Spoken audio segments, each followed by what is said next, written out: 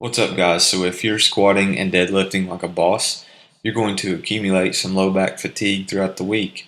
You do not need to fatigue your back further and risk injury by doing barbell rows, in my opinion, especially if you're prone to low back injuries like myself. So here's 5 good variations. Now, first of all, this is how most people barbell row, even if you hip hinge properly like I did. Check out how the angle at which people row. It's just a glorified shrug. And then look at dumbbell rows here. You got the super staggered stance. You get the twisting, using all the momentum to bring the weight up so you can use your 120-pound dumbbells or whatever. It's ridiculous, man. You don't need that. Try this kind of dumbbell row instead. Here's the first exercise. This is just a proper dumbbell row. Your feet are placed together just like they would be for a barbell row. So your spine's going to be nice and neutral. You can get a good range of motion, and guess what? It's chest supported because I have my hand on the bench. Work the lats, not your lower back. Now, next up we have an inverted row variation. I'm going to use TRX straps here.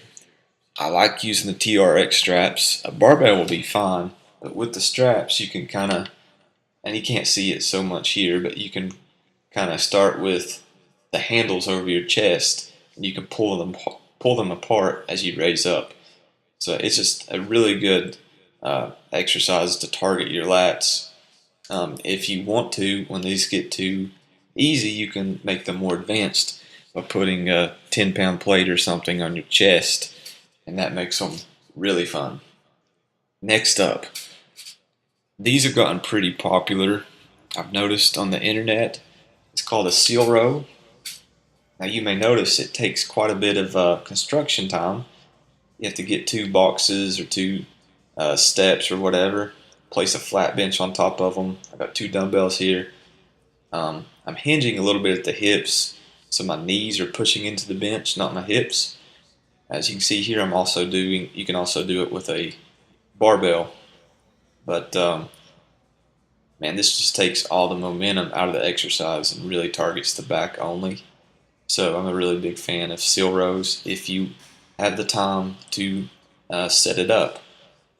Fourth, we have just a good old-fashioned chest-supported machine. In this case, it's a plate-loaded machine, a hammer machine. The hammer row is not a bad option at all. For me, I don't know, the range of motion isn't quite what I want it to be. I like to grip the inside handles.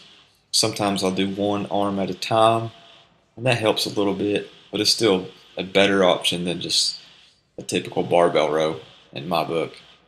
Now, I saved the best for last. This is not fifth because it's the worst. This is my favorite.